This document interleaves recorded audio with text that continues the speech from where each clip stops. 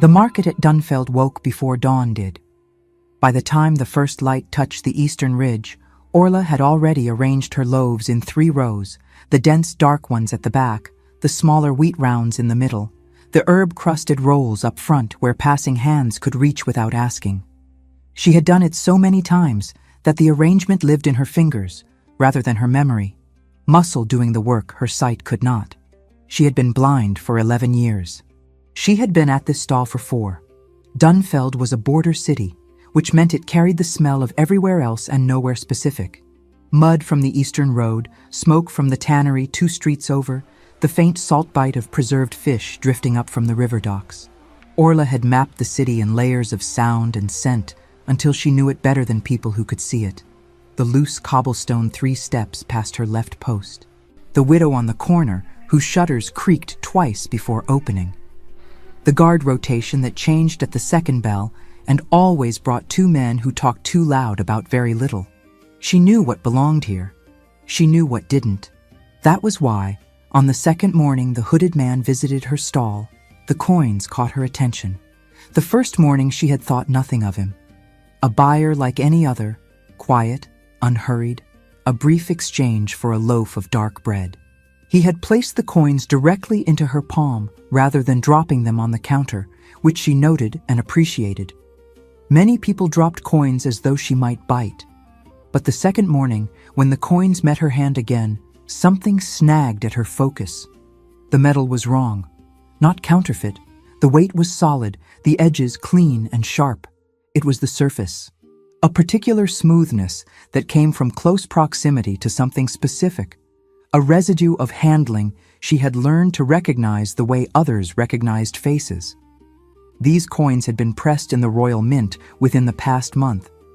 She knew the difference because the coins circulating through Dunfeld were old.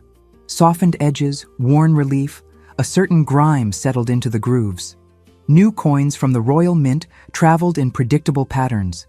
They moved outward from the capital along official routes, arriving first at crown garrisons, official payrolls, royal dispatches. A man in a plain traveling cloak, buying bread at a border market before sunrise, paying with coins fresh from the king's own mint. Orla wrapped his bread, thanked him, and said nothing. He came back the next morning. By the 3rd week, she had built a map of him the same way she built maps of everything, through accumulation, through the details that didn't shift. He arrived before the market opened, always, not at first light, but in the gray before it, when the stalls were still being arranged and most vendors were half asleep over their setups. He never rushed. His footsteps on the cobblestones were heavy and controlled, measured in a way that spoke of long habit, of a man who had learned to take up exactly the space required and nothing more. He was large. She could tell by the displacement of air when he stopped at her stall, the way ambient sounds shifted slightly around a significant presence. He was also careful, never knocked into her post, never reached across the table, always waited for her to hand things to him rather than picking anything up himself. He bought bread, always the dark, dense loaves. Sometimes he asked about the herbs when she had something new, but without the hollow curiosity of someone filling silence. He asked because he actually wanted to know. He did not offer his name. She did not ask. Winter arrived in Dunfeld the way it always did, suddenly and without ceremony. The first hard frost came on a morning when Orla's breath was visible before she could smell it, the cold pressing through the gaps in her stall's side canvas. She arrived to find a stack of firewood beside her post, neatly split, already stripped of bark, dry in a way that meant it had been stored somewhere covered before being brought here. The bundle was tied with a length of rough cord worked into a knot she didn't recognize at first, not the standard slip knot or the loop tie that most vendors used.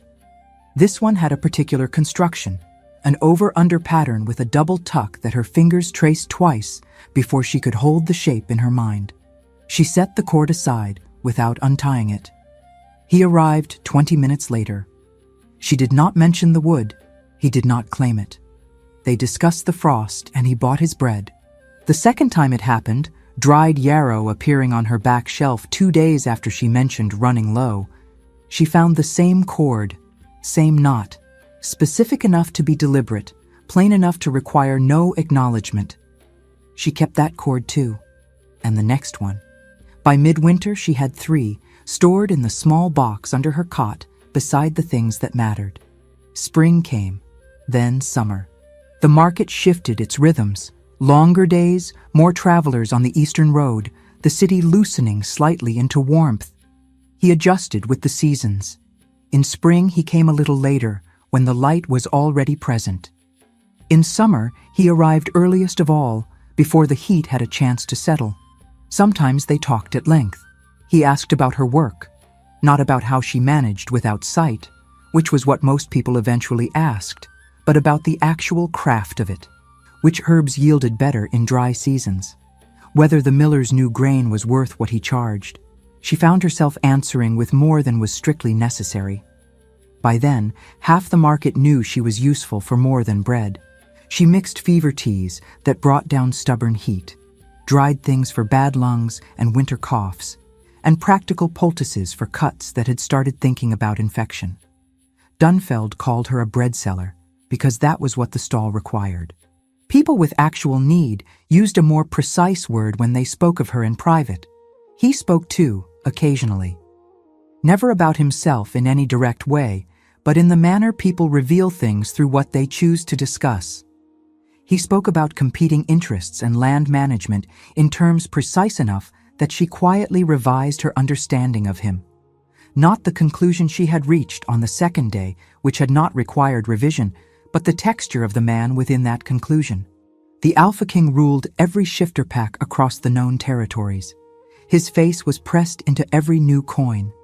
His name was read aloud in Dunfeld's market square once a season, as regularly as the weather reports.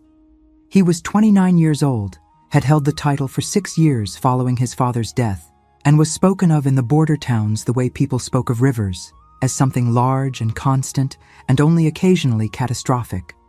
That he had spent 12 months standing at her bread stall before sunrise was, by any measure, the most unusual fact of her adult life. She had chosen not to turn it over too closely. Some things were more useful when left intact. She set aside the best loaf every morning before he arrived, and told herself it was good business practice, which was not entirely untrue. The mate bond she had no name for until it had already been present for months. It announced itself without fanfare. A shift in her wolf, dormant for so long that she had half convinced herself that part of her had simply ceased, burned out by years of hunger and displacement after the pack expelled her at 15. The wolf did not wake, but on certain mornings, when she heard his step on the cobblestones before she could have logically detected his approach, something in her chest responded. Brief, faint, irregular, like a signal traveling from a great distance across uncertain ground. She told herself it was coincidence. She had been telling herself inconvenient things were coincidence for the better part of a decade. It was harder to maintain that position in summer, when he lingered longer and the pulse came more frequently, when she occasionally caught herself turning toward the lane entrance well before his footsteps were audible. She was not imagining it. Her wolf, dormant and weakened as it was tracking him. She did not examine what that meant. Not yet. On the last morning, he arrived earlier than he ever had. She heard him at the far end of the lane while she was still arranging the back row, before any other vendor had arrived, before the city had properly begun. She straightened, set the loaf down, and waited. His footsteps were different. Same weight, same deliberate pace, but the intervals were fractionally slower. Something was costing him more than usual. He stopped at the stall. The silence that followed was the particular kind that belonged to someone with a great deal to say and no clear place to begin. She waited. She was practiced at waiting. He reached up and removed the hood. She heard the soft movement of fabric, the subtle shift in ambient sound as the covering came away. Around her, the vendors who had drifted in during the last few minutes, the guards posted at the lane entrance, a merchant's boy arranging a cart nearby. Every sound stopped at once. Then came the quiet sequence of people lowering themselves to the ground. Knees on cobblestones repeated, spreading outward from her stall like a wave moving away from its source. Orla stood. What was that? He did not answer immediately. When he spoke, it was with the same voice it had always been. Low, direct, slightly rough at the edges. But something under it was wound tight. I came to explain. Before someone else did. You're going to tell me who you are. Yes, that seems unnecessary. She reached for the loaf she had set aside, extended it toward him. He took it, slowly, with both hands. I've known since the second day. The coins, Royal Mint, less than a month pressed. I adjusted the rest from there. The silence stretched. You knew. I knew what the coins indicated. I chose not to say it. Why? She considered the question without deflecting. Because I was more interested in what was true than in what was confirmed. He was quiet for a long moment. The market stayed on its knees around them, an absurdity she was setting aside for now. Then you already know, he said, that today is the last day. I've suspected since you changed your pace 3 mornings ago. Orla, her name, without prefix or distance, just her name. She had not given it to him until the 4th month, and he had used it sparingly since, as though he was being careful with it. You're not going to tell me why it's the last day, she said. Not today. Too careful. Too deliberate. There are things that must happen first, in a specific order, and if they don't, he did not answer. She heard him shift the loaf from one hand to the other. You'll go stale standing there, she said. You're still holding the bread. He stopped. For a long moment, long enough that the entire kneeling lane seemed to draw a slow, collective breath. He was motionless. Then she heard him settle the loaf under his arm. I'll come back, he said. She said nothing. Over 12 months she had learned which of his statements were invitations and which were simply things that needed to be witnessed. His footsteps moved away down the lane. The people around her began, cautiously, to rise. She heard the merchant's boy whisper to someone beside him, caught the word king in the middle of it, and turned back to her table. The cord from his first winter bundle was in her apron pocket. She had put it there that morning without deciding to. She reached for it now and turned the familiar pattern over in her fingers, precise, unhurried, unmistakable, then tied it again. The city resumed its noise, louder than usual, and threaded through with a tension she could map but not resolve. He had come to say goodbye because he was not certain he would be allowed to return. Whatever waited for him at the capital had a deadline, and today was its edge, and he had chosen to spend its last morning at her stall. She opened for the day, sold bread to people who could not stop glancing at her face. She did not explain herself to any of them. The market did not know what to do with her the next morning. That was the most accurate way Orla could describe it. The vendors who had spent a year treating her as a fixture, present, unremarkable, reliably occupying the same position at the 3rd stall from the lane entrance, now orbited her with the particular discomfort of people who had witnessed something they could not categorize. She sold bread. She arranged herb bundles. She gave correct change with the efficiency of someone who had long since stopped relying on sight to count it. She answered the questions that customers managed to ask, while very carefully not asking the questions they actually had. By mid-morning, she could have mapped the ratio of stares to purchases and found it unfavorable. The miller's wife came by at the 2nd bell, ostensibly for Rosemary, and stood at the counter longer than Rosemary required.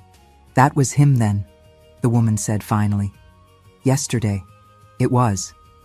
The Alpha King, here, buying bread. For a year, Orla said. A pause. Did you know?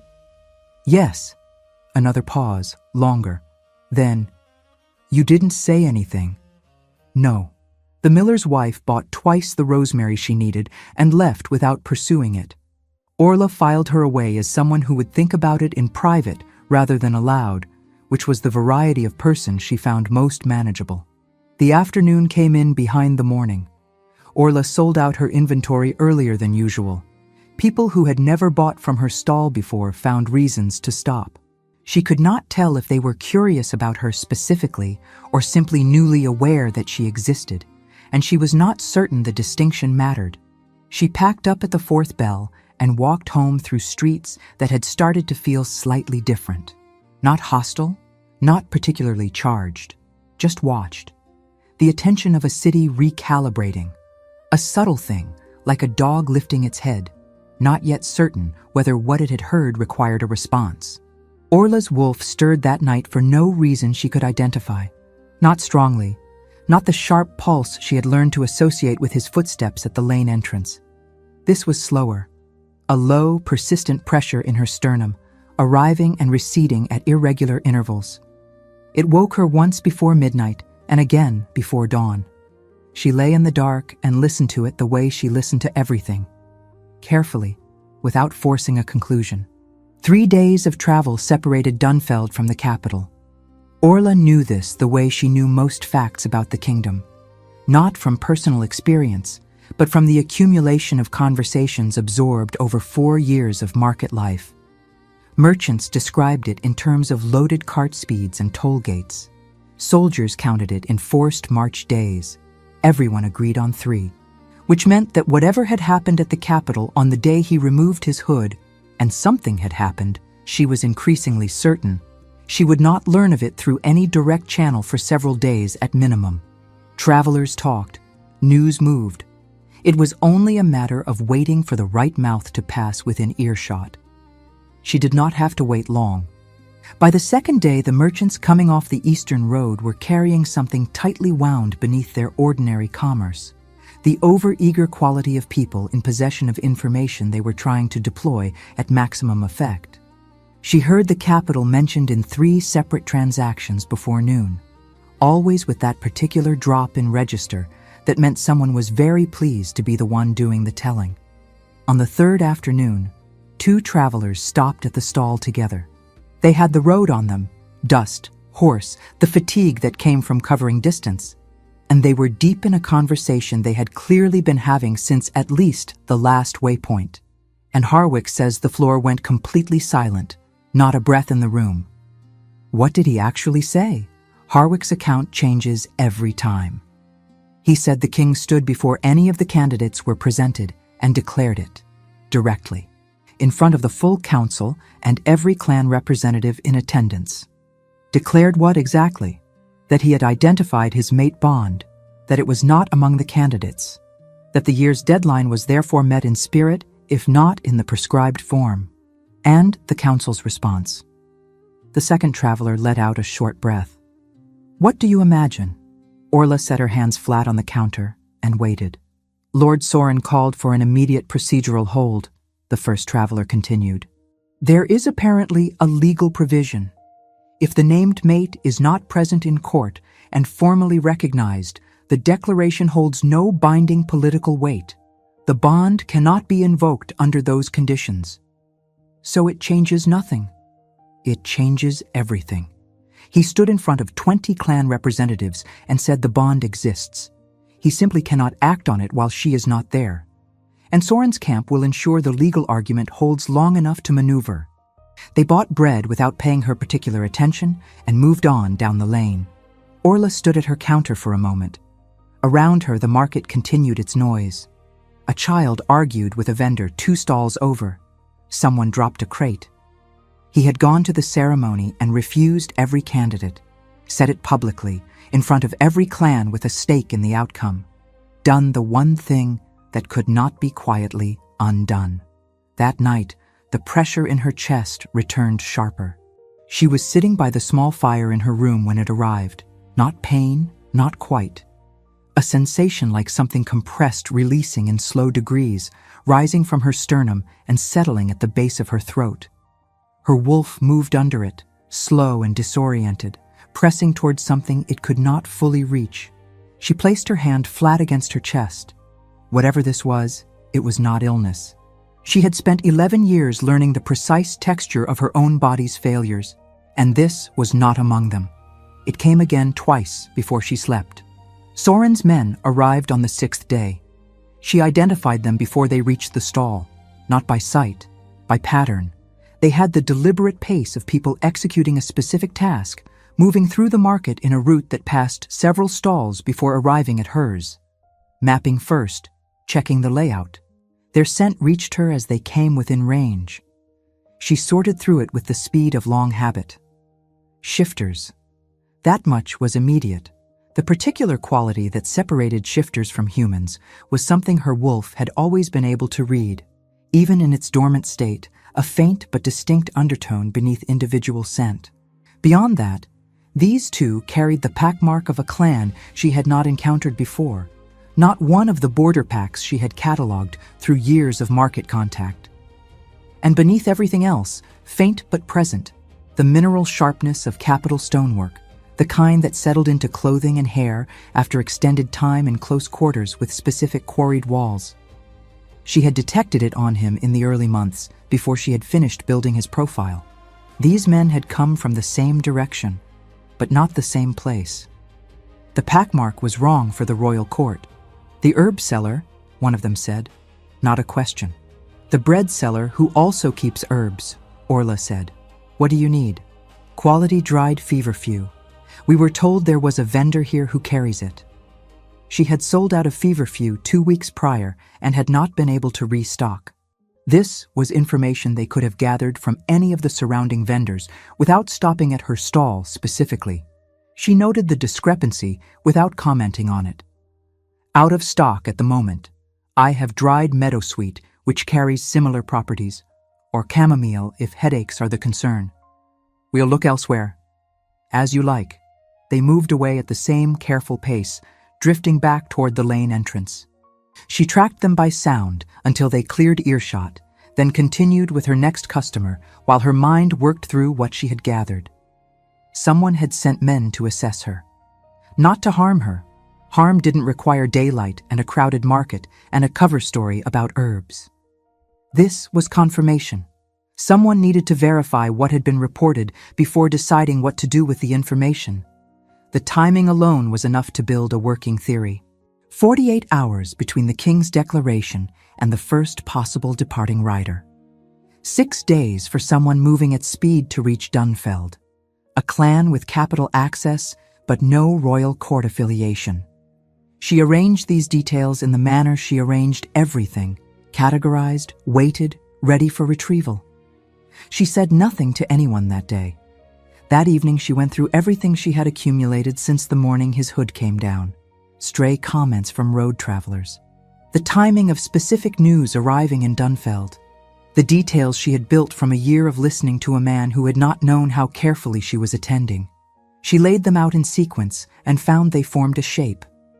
She did not yet know what she was looking at. But she had learned long ago that not knowing the name of a thing was different from not being able to use it. Edmund arrived on the 9th day. She heard him before he reached the stall. His horse was well shod and traveling at a deliberate trot that slowed to a walk before the lane entrance, someone who had been in enough cities to know not to push a horse through a crowded market. He dismounted cleanly and walked directly toward her, not circling, not pausing to orient himself. He knew where he was going. Orla, a voice she did not know, male, moderate in register, slightly roughened at the edges, confident without the performed quality that some men in positions of authority could never fully shed. My name is Edmund. I ride for the Alpha King. I know, she said. Because she did. The royal court pack mark was on him, distinct from the 2 men 6 days ago, and distinct from anything else she had catalogued. I heard you come off the Eastern Road. A brief pause. The king sends his regards. And a proposal. She finished wrapping a customer's order, handed it over, and gave Edmund her full attention. I'm listening. He cannot come himself. Not while certain matters remain unresolved. But he would like to formally offer you a position. Court healer with title and function and every legal standing that carries. Your work with herbs and practical remedies in Dunfeld has already been noted.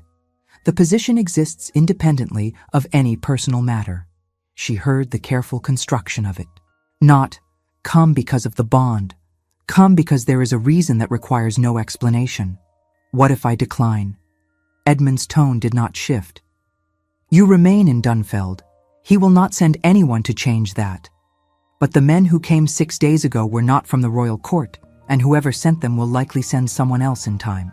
He let that sit for a moment. The capital offers different circumstances. Safer ones. Yes. Her wolf pressed once in her chest, slow, deliberate, like a hand against a door it had not yet decided to open.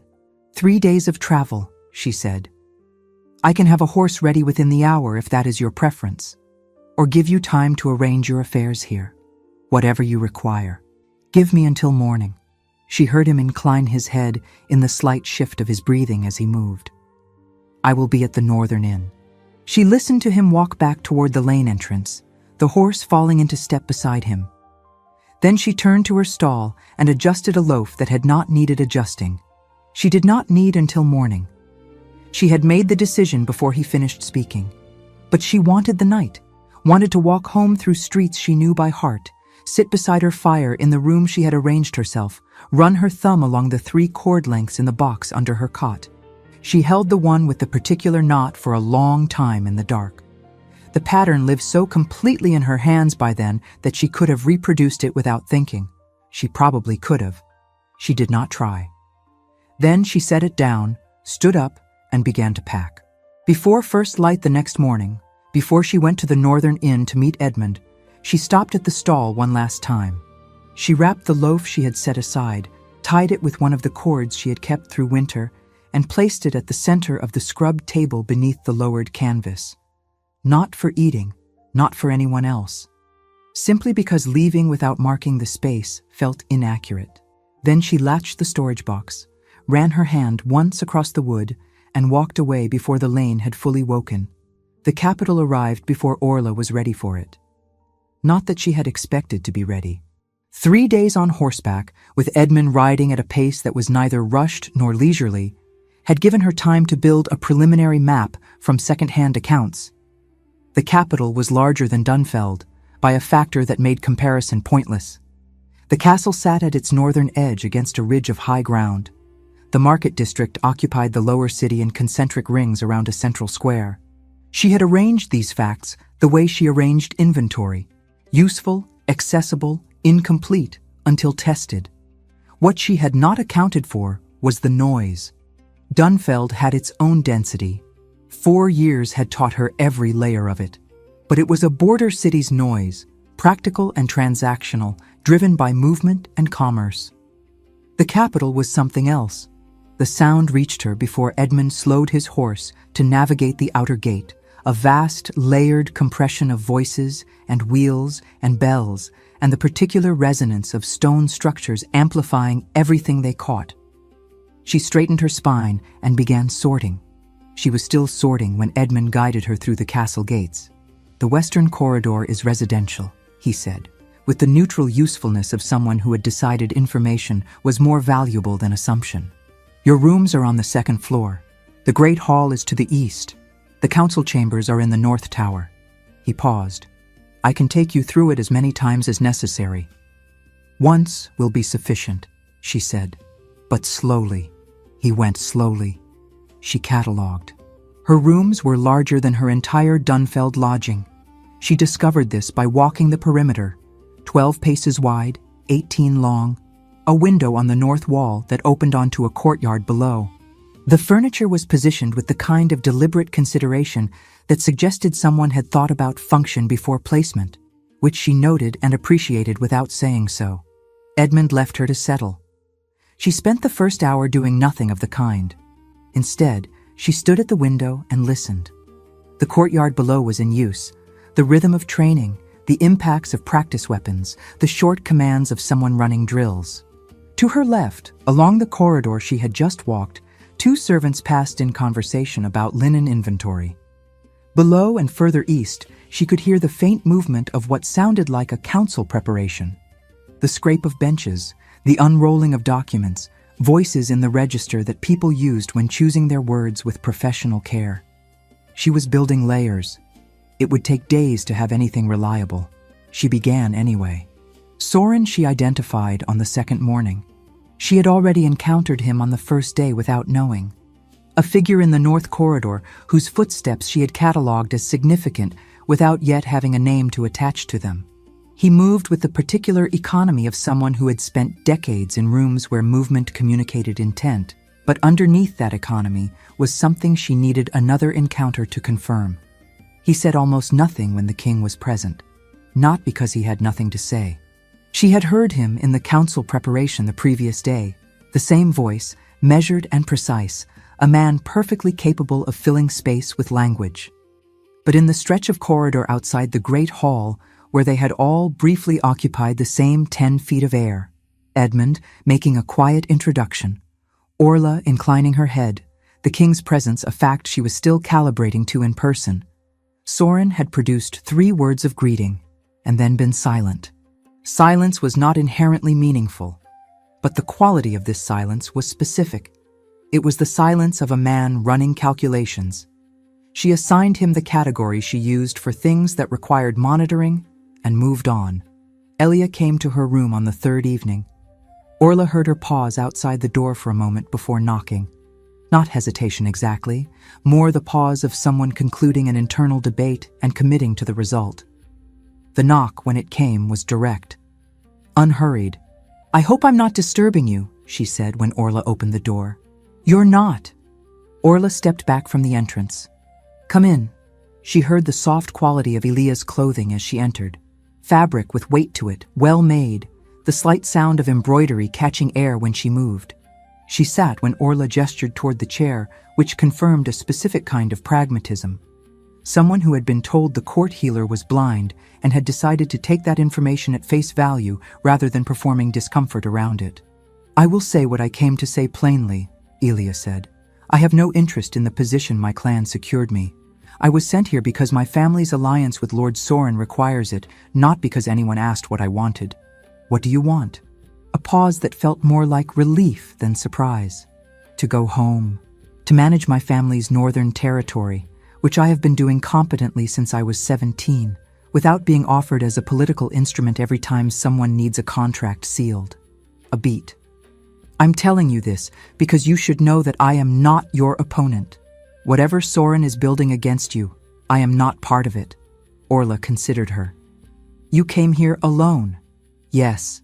Without telling anyone." "Yes. That carries its own risk.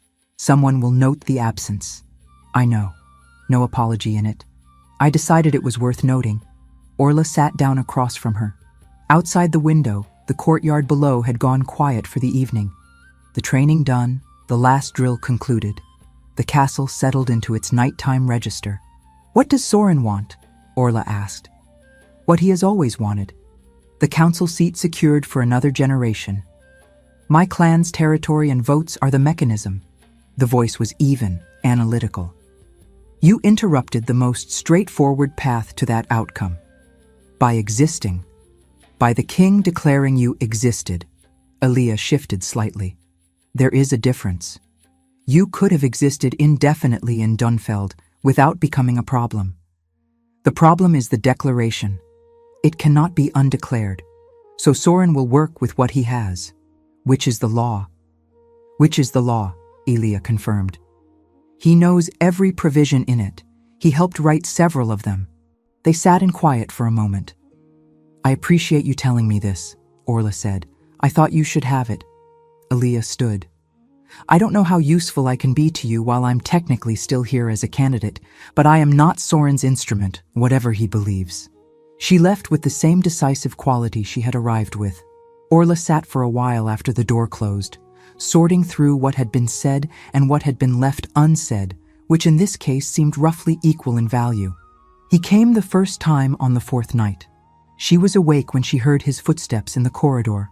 Not Edmund's efficient tread, not the lighter step of the servants who moved the castle after dark. This was familiar in a way that settled into her before she had consciously processed it. She had catalogued those footsteps in 100 mornings on cobblestones. Stone floors carried them differently, but the fundamental character did not change. He knocked once. She said to come in. He did not take the chair. She heard him settle against the wall beside the window, at a distance that was not quite across the room. The same position he had occupied at her stall when the morning was cold and there was nothing pressing to transact, present without occupying the center of the space. For a while, neither of them said anything. "I could not come sooner," he said finally. "The first 3 days required—" He stopped. There was no clean way through the first 3 days. "You came when you could." "Yes." A pause. Are the rooms adequate? They're very large. I can have the furniture adjusted. The furniture is positioned well. I walked it once, and it stayed. She folded her hands in her lap. Edmund has been useful. He's the best person I have. A quality in his voice that moved through the standard assessment into something more specific. Trust, long-standing and fully settled. He knows everything relevant. Does he know about the men Soren sent to Dunfeld? A brief silence. Yes. I told him as much as I knew. I can tell you more if it's useful. She had been waiting to determine the right moment for this. They came from a clan with capital access, not from the royal court directly. They were mapping me, not extracting me. That tells me Soren needed confirmation before he acted rather than acting on the declaration alone, which means he was not certain until then. She heard him straighten slightly from the wall. You built that from their scent, and timing, and pattern. She paused. I have been cataloging things in this castle since I arrived. I will tell you what I have when it is worth telling. I don't yet have enough to make the shape clear. A silence that felt less like absence than attention. All right, he said. They talked for another hour. Not about the council or Soren or the legal provisions Elia had described. About smaller things. The castle's stone, which was from a different quarry than Dunfeld's and gave sounds a different quality. Whether the cook's approach to root vegetables was sound or reckless. A disagreement about bread that she won on technical grounds, and he conceded with better humor than she had expected. When he left, it was with the same absence of ceremony that he had brought to leaving her stall every morning for a year. A brief pause at the door. Her name. The sound of the corridor closing behind him. Her wolf moved long after his footsteps faded. Not the faint pulse of the market mornings. This was sustained. A low, insistent pressure that traced the line from her sternum to her throat and did not fully recede until she slept. She lay awake with one hand flat against her chest, feeling the movement under her own skin with the careful attention of someone learning a new language. He came back on the 6th night, and the 8th, and the 10th. The visits built their own rhythm, a new version of the old pattern with different walls and longer darkness and conversations that moved more freely than anything they had managed across a market counter. She learned the shape of him in this context, the way his voice shifted when he was working through something genuinely difficult, the specific quality of his silences versus his pauses, the moments when the weight of his position settled on him visibly, and the moments when it didn't. On the 12th night, he arrived later than usual, and when he sat, in the chair this time, not the wall, the tiredness in him was a physical fact. "Tell me something that isn't about any of this," he said. She thought about it. The cook's assistant has been stealing dried plums from the cold storage for approximately 2 weeks. She distributes them to the children in the east yard in the mornings when the head cook isn't present. He was quiet for a moment. Then, "How do you know that?" Plum residue on her left sleeve most mornings. The specific sound of small feet moving quickly toward the east gate around the 3rd bell. Children who have recently received food move differently than children who haven't. "You've been here 12 days. 11, she said. "I arrived in the afternoon." He laughed, low, briefly. The same laugh she had first heard at the market in late autumn when she had told him the miller was undercutting his own prices through sheer innumeracy. It still had the quality she had noticed then. A man relearning something he had let go unused for too long. "Corbin," he said. She waited.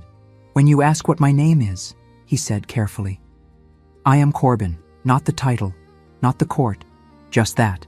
She understood the distinction immediately. She had known his name for a year. What she had not had was the version of him that offered it without the weight of everything attached to it. The man who bought bread before sunrise had never said it, had never needed to. Tonight he was saying it directly, as a choice. "Here is what to call the part of me that exists in this room, in this conversation." "I know," she said. "I've known the name since the 2nd day. I know you have." He was quiet for a moment. "It's different to say it." She turned that over. "Yes," she said finally. "It is." On the 14th day, a summons arrived from the court physician. Edmund delivered it himself, which told her the nature of it before he explained. "Standard protocol for all new members of the household," he said. His voice was careful in the way it got when he was being accurate and wished he had better news to be accurate about. "It applies to any person formally recognized in a royal appointment. There is no provision to decline without formally withdrawing the appointment, which would remove the legal standing that keeps Soren's expulsion argument invalid." Yes, she held the summons in her hands, thick paper, a wax seal whose texture she read with one thumb. "When?" "Tomorrow morning." She set the document down. "What does the examination entail?" Edmund's pause lasted slightly too long. "Standard assessment of general health and constitution. Blood is typically drawn for formal record. Who reviews the records?" "The physician's office files them with the council registry." He stopped. "Soren has a representative on the registry committee." She found the nearest chair and sat down. Outside, the courtyard was in the middle of morning drill, the regular impacts of training weapons, a trainer calling corrections in a voice built for carrying across open ground. She had known this, or something like it, was coming. The shape had been building for days in the background of everything she was assembling. She just hadn't found its specific form until now. "When is the next council session?" she said. 3 days after the examination." She did the arithmetic. "Then I should have something useful ready before that." "Orla." Edmund's voice shifted. Direct now, stripped of diplomatic cushion. "If the examination confirms what Soren already suspects, that your dormant wolf has begun responding to the bond in ways the registry can record, he will move immediately. 3 days may not be enough to—" "It will have to be," she said. She stood, picked up the summons, and folded it along its original crease. "Tell me everything you know about who Soren meets with and when," she said. "Every name, every scheduled appointment, everything you've observed." Edmund sat down and began to talk. She listened and arranged and built the shape of what was coming before it arrived. The council vote happened at the second bell on a Tuesday, and Orla knew the result before the session adjourned. She had spent 3 days building toward this. After Edmund's account of Soren's meeting patterns, she had arranged her movements through the castle with greater intention. Not visibly, not in a way that would read as surveillance to anyone watching her, but with the accumulated attention of someone who had spent 11 years converting limited information into working knowledge. She walked the corridors she was permitted to walk. She sat in the great hall during the open morning hours when various members of the household took meals. She listened. The physician's examination had produced exactly what she had expected it to produce. The blood record had made her body legible on paper. Dormant wolf activity, bond response, enough formal language for a hostile council member to misuse without ever understanding it. The physician himself was a careful, impersonal man who had done nothing outside his professional mandate. He had drawn the blood, recorded the result, filed it with the registry committee within the same day. She bore him no particular ill will. He was a mechanism, not a decision. The decision belonged to the 6 men who voted the next morning in the North Tower. She heard the session end from the West Corridor, 2 floors below. The specific quality of movement that followed a concluded vote, the scrape and shift of a room transitioning from formal to informal, the change in voice registers when the procedural posture dropped. She waited for the pattern of departures. Who left quickly, who lingered, who found reason to delay. Soren lingered. He spoke briefly with 2 men whose footsteps she had catalogued as his reliable supporters on the council. Their conversation was too low and too far to parse through stone, but she did not need the words. The tone was sufficient. She went back to her rooms and began to pack. She was not leaving in defeat. She needed to be precise about that, if only to herself. She was leaving because staying past the point of legal invitation would change her position from protected to contested, and contested was a worse place to be than gone. She had made decisions under worse conditions than this and had not confused necessity with failure. She folded her things with the same economy she had used packing in Dunfeld. Only what was essential, arranged in the order she would need it. The cord lengths she packed first. They went into the inside pocket of her travel bag, alongside the small herb kit she brought everywhere. She was halfway through the rest when she heard his footsteps in the outer corridor. He did not knock. He opened the door and was inside before she had time to orient fully toward him, which told her something about his state. In 3 weeks, she had learned his entries. He was, as a rule, deliberate about them. This was not deliberate. He stopped when he registered what she was doing. "You already know," he said. "Yes." "How long?" "Since the session ended." She folded the last item and set it into the bag. 6-3. Soren's majority held. He was quiet in the specific way that preceded something difficult. She straightened and faced him. "I'm going before someone has to remove me," she said. "That is a different thing from being removed." Orla. His voice had the compressed quality of a man working through several simultaneous problems and refusing to let any of them into his face. "I need you to wait." "For what?" "There is a provision." He moved further into the room. She heard him cross to the window, not with agitation, but with the restless quality of someone who needed to not be standing still. It has existed in the founding law since before any current council member was born. It was never repealed because it was never relevant. No Alpha King in 4 generations has identified a mate bond before the title was secure. She waited. The provision states that the Alpha King does not require council approval to formally recognize his mate bond. The bond is not a political appointment. It cannot be voted on. A pause. The condition is that the mate must be present in the court and formally recognized within the household at the time of declaration. Without both conditions met, the declaration has no binding standing. "I arrived as court healer," she said. "Formally recognized." "Yes." "Which means the condition was not met until I arrived. Which means the provision could not have been invoked before now." "Correct." She sat down on the edge of the bed. The bag sat packed beside her. "And Soren. Soren will counter it. He has something prepared. I was informed 20 minutes ago through Edmund. I don't yet know the full text of what he intends to present." His voice moved back toward her from the window. "But the provision is valid. It has legal standing. It will force a challenge rather than a simple vote, which requires different grounds and different procedures. How much time does that buy?" "Enough, if we move correctly." He stopped near the center of the room. "Will you stay?" It was not a command.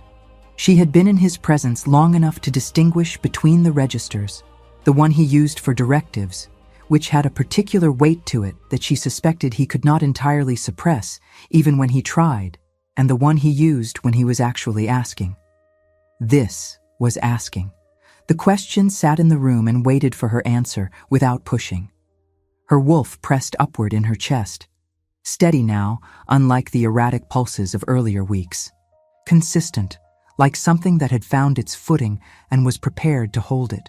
"Yes," she said. If Soren could force her out of the residential wing before the founding law was formally invoked, he could argue that her household recognition had lapsed with her physical removal and had to be rebuilt from the beginning. It was exactly the sort of narrow procedural window he preferred. Technical, aggressive, and difficult to unwind once it had produced a visible fact. Soren moved faster than expected. She heard them at the far end of the corridor 40 minutes later. 4 sets of footsteps, all with the heel-to-toe weight distribution of men wearing protection under their outer layers. They were moving at a pace calibrated to look purposeful without looking rushed. She was still in her room. Corbin had gone to send word to Edmund and to retrieve the founding law text from the archive, a task that required physical access to the Eastern records, a quarter hour at minimum. Edmund had not yet returned. Since the examination, the pressure in her chest had not settled once. It had been there all afternoon, nearer the surface than before, as though being named in the registry had given her body permission to stop pretending nothing was happening. She heard the footsteps reach the end of the corridor and turn toward the residential section. Her wolf woke up. Not the slow press she had been learning to interpret over the past weeks. This was immediate and total, a presence that surged upward through her with no warm-up, no preparation, like a door coming open that had been sealed for years. It arrived with a clarity that was almost painful. Every sound sharpened. The air in the room separated into distinct layers of scent. Her own breathing became something she was aware of rather than something that simply happened. She stood up. The footsteps were close now. She heard one of them say something in a low voice. A name, hers, confirming the location. A brief response. Movement toward her door. The first knock was official. The formal pattern used for authorized court business. Orla of Dunfeld, by order of the council majority, you are requested to vacate the castle premises immediately. An escort has been provided. She did not open the door. The knock came again, harder. This is not optional. Please open the door. On whose direct authority? She said. A pause. The council majority. Not the Alpha King. The council majority is sufficient for... Under which provision? She said. Cite it. A longer pause. Shuffling outside. The sound of someone consulting a document. She used the time. The wolf was fully present now and had been for 2 minutes, which was longer than she had ever sustained it. She was trembling slightly, not from fear, but from the sheer physical fact of it, a body relearning something it had abandoned. Her hands, flat on the door, were vibrating with a low-level energy she had not felt since she was 12 years old. She was an Omega. She had been told that definitively by the Alpha who expelled her. She had no shift, no real wolf, no practical supernatural capacity. She was a liability. The door came open. She had not opened it. The guard on the other side was a large man, and he was prepared for resistance. He had been told he was retrieving a blind woman. Whatever he had expected, his breath caught hard enough for her to hear it. The scent of adrenaline broke sharp in the corridor. She did not fully shift. She would not have been able to articulate exactly what happened in the next 4 seconds, even if asked immediately afterward. Something came up and out of her that she had no current vocabulary for. Not a transformation in the full physical sense, but a partial one. A claim her wolf made on the visible world with the force of 11 years of suppression, converting entirely into a single, uncontrolled instant. The energy she had been carrying in her chest for weeks discharged outward without ceremony. The guard stepped back. Then the one behind him stepped back. Then the one behind him. The corridor went very quiet. She stood in the doorway, breathing hard, with her hands against the frame. The trembling had stopped. Her wolf was present and still and fully attentive. She was aware of the corridor in a way she had never been aware of a space before. Every living thing in it, their positions, their hesitation. Cite the provision, she said. Nobody spoke. She heard Corbin before she saw him, or rather before she processed him as a specific figure against the broader sensory field. His footsteps were coming fast from the eastern corridor, Edmonds alongside him. He arrived at the scene, and she heard the precise moment he assessed it. The guards displaced, Orla upright, the standoff resolved without violence. Stand down, he said. His voice was the version she had only heard twice before. Full authority. The weight behind it that she suspected predated the title, something that had come with him into the role rather than being given by it. All of you. Now. The guards withdrew toward the corridor junction. Soren appeared 30 seconds later from the opposite direction. She heard him stop, heard the calculation in his stillness. The council majority voted, he said, addressing Corbin. His voice was precisely what it always was, measured, uninflected, stripped of anything a listener could use. The procedure was followed. You sent guards to physically remove a member of my household before I had invoked the provision that overrides the vote, Corbin said. That is not procedure. That is preemption. The provision you intend to invoke has a counter-provision, Soren said. Filed with the registry this morning, Provision 17, subsection 4. A mate bond that has not been formally witnessed by a council representative cannot be recognized under the founding law's terms. You have not requested a witness. The provision is therefore invalid until that step is completed. Silence. Edmund's breath shifted slightly beside her. She recognized the sound, someone absorbing a setback and recalibrating. The impasse sat in the corridor like weather. She could feel Corbin working through it, the still quality that preceded his considered responses. Soren was waiting him out, confident in the constructed position. She turned her head slightly toward Edmund. She kept her voice low enough that only his hearing would catch it. She had learned in the first week that his shifter senses were reliable at short range. "I need to speak with you," she said, privately, before the council session tomorrow. Edmund shifted his weight, acknowledging. "What I have been assembling since I arrived," she said, at the same register. "It is ready." She felt him go still, a different quality of still than Soren's. This was a man revising his assessment of the timeline. "All of it?" he murmured. "Enough," she said. She turned back toward the corridor. Corbin and Soren were still occupying the standoff, Soren's counter-provision holding the legal ground, Corbin refusing to concede the practical ground. Neither would move on this tonight. She stepped back from the doorway. "I'll keep the rooms," she said. Soren's voice found her. "The council order has been challenged by a provision the Alpha King intends to invoke," she said. "Until that challenge is resolved through proper procedure, the order is contested, and I am not obligated to vacate. You know the law. You know that is accurate." A pause. "Enjoy your evening, Lord Soren," she said, and went back inside. She did not close the door dramatically. She simply closed it, with the same amount of effort required. She heard Edmund and Corbin exchange 3 words in the corridor. Too low to parse, but the register was coordinated, working toward the same direction. She sat down on the bed. Her packed bag was beside her, still waiting. She did not unpack it yet, not because she expected to leave, but because leaving it packed meant she had made no assumptions she would have to retract. She kept her options clean. Her wolf was quieter now, present but no longer urgent. It had done what it needed to do and was content to wait. She found the cord in her bag's inside pocket and pulled it out. Turned the knot over in her fingers. The structure was exact beneath her thumb, familiar enough to need no translation. She traced it twice and then set it on the bed beside her. She had 11 years of evidence that she was without power.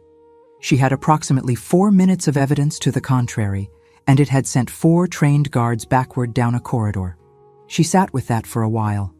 Outside, Corbin's footsteps moved away toward the east wing. Soren's moved toward the north tower. Edmund's stopped just outside her door, a quiet presence that asked no questions and offered no commentary, simply present if required. She reached forward and pulled the bag back onto her lap, opened it. She began to unpack. Edmund came to her door before first light. She was already awake. She had been awake for most of the night, not from anxiety, but from the particular alertness that preceded something significant. A sharpness in her attention that made sleep feel beside the point. She had lain in the dark and gone over everything she had assembled, testing the structure of it the way she tested the arrangement of a stall before opening, checking for weakness, adjusting where the weight was unevenly distributed, confirming that what she intended to present would hold under pressure. By the time Edmund knocked, she was dressed and had been sitting at the window for an hour. "The session is called for the second bell," he said when she opened the door. He was carrying something. She heard the faint movement of paper. "Soren filed 2 additional counter provisions overnight. I have them here. Read them to me." He read. She listened. The first was procedural, an attempt to restrict the founding law provision to circumstances in which the mate bond had been formally declared within the castle walls, excluding declarations made in public forums outside the court's jurisdiction. It was aimed at the market, at the hood, at the year that had preceded all of this. The second was narrower and more careful, and she could hear in its construction the hand of someone who had been working through the night with genuine skill. It argued that a partial shift, involuntary, uncontrolled, and occurring outside a sanctioned context, could not be used as evidence of a functional bond, as it demonstrated instability rather than viability. He was trying to use the corridor against her. "He is thorough," she said. "He is," Edmund agreed. "No admiration in it, just accuracy." The second provision fails because it misidentifies the purpose of the evidence, she said. The bond's viability is not in question. The council vote was about my presence in the court, not the bond's functionality. He has shifted his argument because the original ground is no longer viable. The council will notice the shift. Edmund was quiet for a moment. You should tell that to Corbin before the session. Is he awake? He has not slept. She found him in the Eastern Records Room, which she had been to once before, and could navigate without assistance. The archivist's desk was near the door, the primary shelves to the right in 2 long rows, a working table at the back where someone had spent several hours. She could tell by the accumulated stillness of a space in which a person had not moved much for a long time. He heard her coming and did not pretend otherwise. Edmund gave you the new provisions, he said. Yes. She reached the table and found the edge of it with her fingers. The documents spread across it were numerous. She could feel the corners of several overlapping. The second one targets the corridor. He will argue it shows instability. I know. A pause in which she heard him close something. I have the founding law text. The partial shift is not the primary evidence. It cannot be dismissed in the way he intends. He knows that. The provision is not meant to succeed outright. It is meant to occupy time and attention while something else moves. He was quiet. He filed 2 provisions overnight, she said. That is significant. Soren does not waste effort on things he does not believe will yield something. The first provision is the distraction. The second is what he actually wants to argue in the session room, because a session room debate about the definition of a functional bond gives him ground to delay indefinitely. And the counter. You present my evidence before he can call for a procedural debate. You do not let the session become about the provisions. You make it about what he has been doing with the territory votes and the clan alliances and the meetings that Edmund documented. She paused. His provisions become secondary once the council is looking at something else. He loses the narrative. A long silence. Then, quietly, how much do you have? She told him. The silence that followed had a different quality.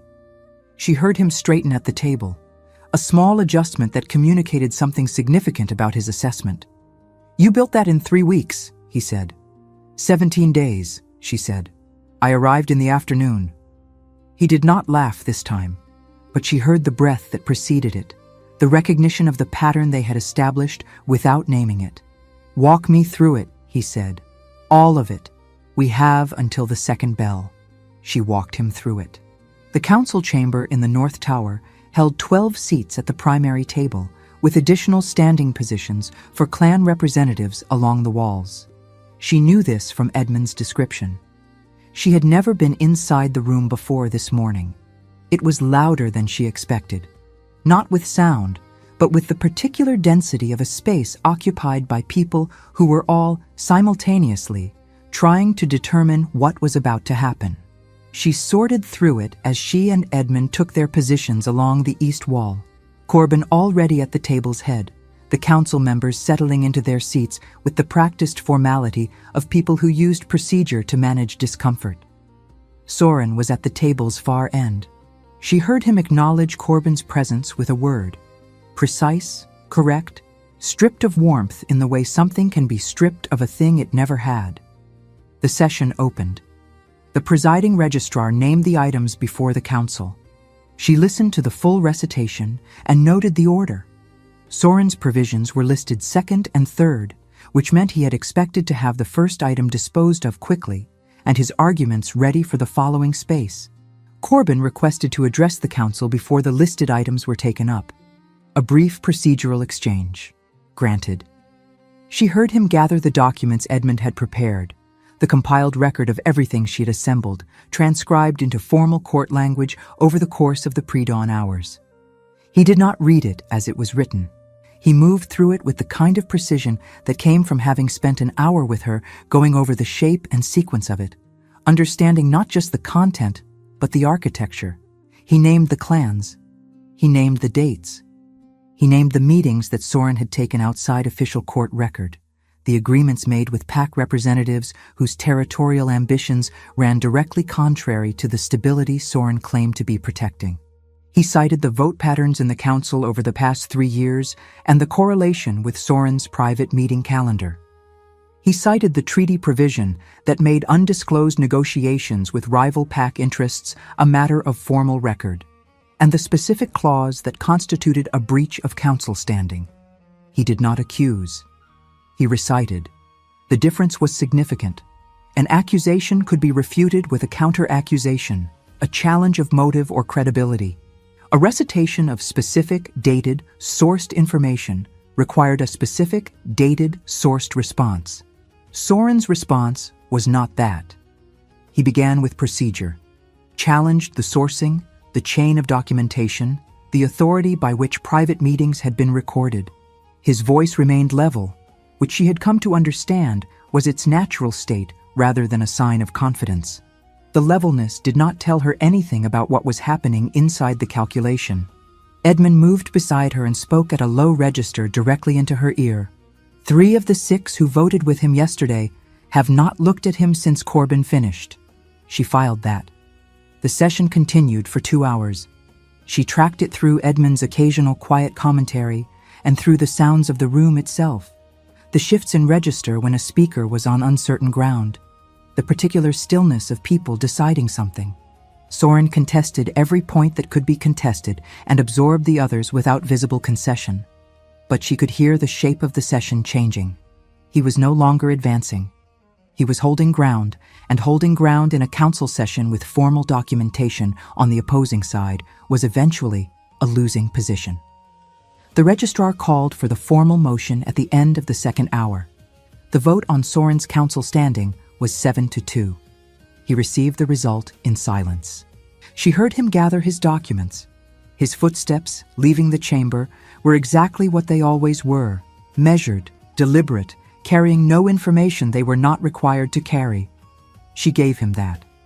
He was, until the last, professionally consistent. His 2 remaining supporters followed him out. The chamber let out a long, collective breath. Elia came to her afterward, in the antechamber outside the North Tower. The session had cleared, most of the clan representatives moving in clusters of 2 and 3 back toward the Great Hall, and Elia had waited until the movement thinned before approaching. "It held," she said. "Yes. I would like to make a formal statement to the clan representatives before they disperse." Her voice had the same decisive quality as always. "A formal withdrawal of my candidacy, with an endorsement." A pause. "If that is acceptable to you." Orla considered it. The endorsement was not necessary. The council standing was resolved. The legal path to the recognition was clear. But the clan representatives had come to the capital expecting a specific outcome and were leaving with an entirely different one. Something that spoke directly to that, from the person who had the most obvious cause for grievance, would do more work than any procedural resolution. "It is acceptable," she said. "Good." Elia's voice shifted slightly. Not warmer exactly, but less formal. "For what it is worth, I do not think the outcome was ever in doubt. It was in doubt." "Perhaps." A brief pause. "But you removed most of the doubt in 17 days. The rest was Corbyn's to manage." She walked back toward the Great Hall without ceremony. Orla heard her address the assembled representatives 6 minutes later, clearly and without hesitation, in language that left no ambiguity about either her withdrawal or its basis. She mentioned Orla by name. She mentioned the word endorsement. She made it a statement of preference rather than resignation, which was the version that would travel. The hall's response was not unanimous, but it was sufficient. She heard it in the way the register of conversation shifted after Elia finished, not the tightly wound quality of people managing competing positions, but the looser sound of a room that had, at least provisionally, accepted a new arrangement. The recognition happened at dawn. No ceremony, no formal witnesses beyond Edmund, which was the minimum required by the provision, and a registrar who recorded the date and both their names in the official court record without editorial comment. She stood in the eastern courtyard as the sky began to change above the ridge. Corbyn was beside her. The silence between them was the same silence it had always been, the kind that had never needed to be filled. Provision 17, subsection 4, he said. Satisfied, she confirmed. Edmund witnessed. Yes. A pause. That is the legal portion concluded. The legal portion, she said. He turned toward her. She felt the movement, not saw it, felt it. The shift of air and attention and the proximity of something her wolf had been tracking for weeks with increasing certainty. The mate bond, when it completed, was nothing like what she had been bracing for. She had been expecting the equivalent of the corridor, violent, sudden, the sensation of something that had been sealed for too long, finally forced open. What arrived instead was quiet. A warmth that moved through her from the base of her throat outward, steady and unhurried, following the path that the faint pulses and pressures had been tracing for months, as though they had been preparing the route. Her wolf did not surge. It settled, a deep, decisive stillness at her center, the quality of something that had been trying to reach a specific location and had finally arrived. The marking was visceral and real, and entirely unlike anything she had a reference for. She felt the precise moment it occurred, his hand at the curve of her neck, the brief, controlled pain, and then the warmth following immediately after, sealing and spreading. She heard her own breath change. Her wolf answered the mark with a recognition that moved through her whole body, a full-length response that she felt in her hands and her feet and behind her eyes. When it was done, she stood with his hand still warm at her neck and her own hand pressed flat against his chest, where his heartbeat was present and distinct and not particularly steady. "Corbin," she said. He said her name back, just her name, like something he had been waiting to say in exactly this context for a very long time. They returned to Dunfeld 5 weeks later. Edmund rode ahead to handle the practical matters. Orla had asked him not to send word to the market district in advance. She did not want the city arranging itself around the visit, did not want the managed version of a place she knew in its unmanaged state. The city arrived the way it always had. The loose cobblestone before the eastern gate was still there. The tannery still sent its particular quality of smoke across the district 2 streets over. She heard the river docks from further away than she expected, which meant the wind had shifted from her last winter in Dunfeld. A seasonal change, or a change in something structural along the waterfront. The lane was quiet in the middle of the afternoon, most vendors either packing up or past their peak hours. She found the 3rd stall from the entrance by counting the posts. The table was empty.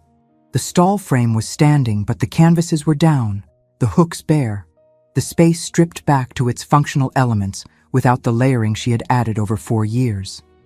Someone had cleaned the surface. She ran her hand along it and found it recently scrubbed. At the center of the table, a single wrapped package. She reached for it. The cord around it was immediately recognizable beneath her fingers. The weight, the construction, the specific over-under pattern with the double tuck. She held it for a moment without moving. Behind her, she heard Corbin go still. "You made that," he said, "before you left." "Yes." "How did you know?" He stopped. "You didn't know. You made it before you knew you were going." "I made it when you came the morning with the slower pace," she said. 3 days before the last day. I didn't know what the last day would mean. I only knew that something was ending and that it was worth preparing for. She turned the package over. The bread inside was long past eating. 5 weeks, the journey, the return. It was not meant to be eaten. She had known that when she made it, though she had not articulated the knowledge at the time. She had simply done what her hands knew how to do. Set the best one aside, wrapped it carefully, tied it with the cord she would recognize. She set it back on the table. "You always save the best one," he said. "Good business practice," she said. He was quiet for a moment. She heard him step forward until he was beside her at the table, looking at the same empty stall she was not looking at. His shoulder was close to hers without quite touching, the same proximity he had maintained for 12 months across a market counter. "I should have said something," he said. "In the first year. I should have." "You were working something out," she said. So was I. Orla, you came back, she said. You said you would, and you did. That was sufficient.